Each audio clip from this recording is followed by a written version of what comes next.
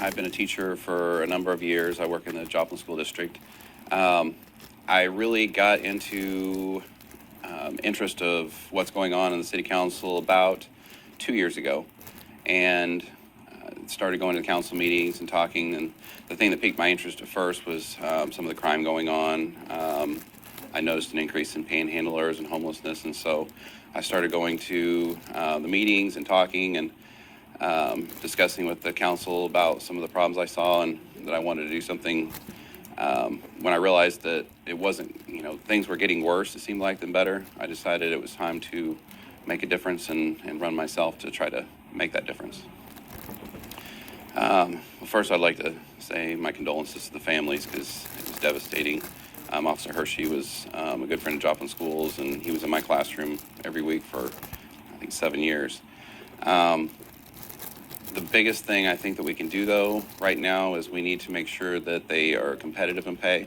I've talked to a lot of officers, spoken with the Fraternal Order of Police, and the one thing that I learned was, everybody wants more pay, but the thing that they need more than anything is more officers, and the only way we're going to get that is if we are able to give them a pay raise and be able to be competitive with other places, because they're going to other areas. We just lost an officer this week, or actually this past week now, to Duquesne.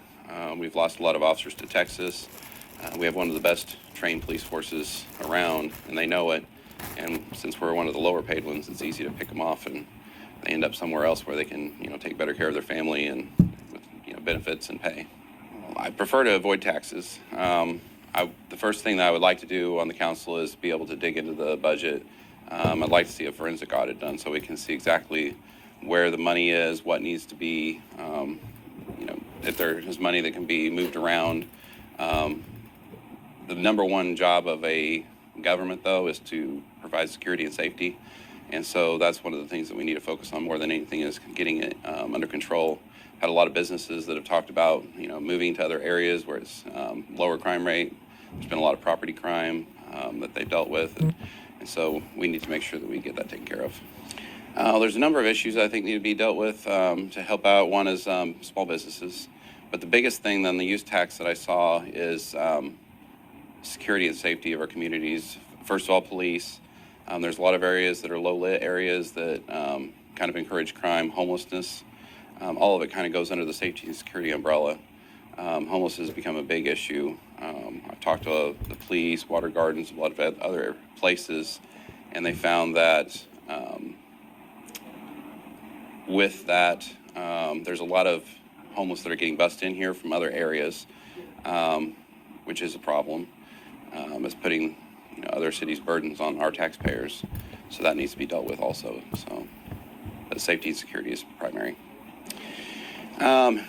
We're coming around. The biggest thing with COVID that I saw, the problem that we had was shutting down a lot of the small businesses while some of the corporations stayed open. That really hurt a lot of small business owners, and most of them are people that live in our town, in the city of Joplin.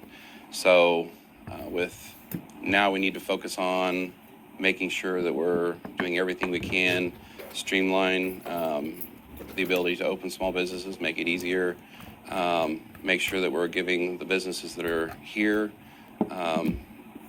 getting together all the stakeholders to try to figure out what we can do to help as a city. Government never does a good job of trying to run things, but we can get together with all the small businesses and figure out what can we do to help as a city. Well, the other issue, I've spoken with several people. A big concern in our city is our city plan.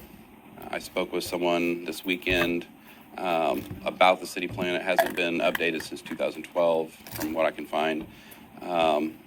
Transparency in Joplin's not the greatest on the website and so forth. You have to go to talk to city manager to get some of the information. So I'd like to make that more transparent, but we need to make sure that we have a city plan going forward. We did after the tornado, and it seems like it just kind of faded away. And so we need to make sure that we're planning for the future, for business growth, for job growth, and so forth in the city. So we need to create a city plan and figure out exactly where we're going in the future and have short and long-term goals.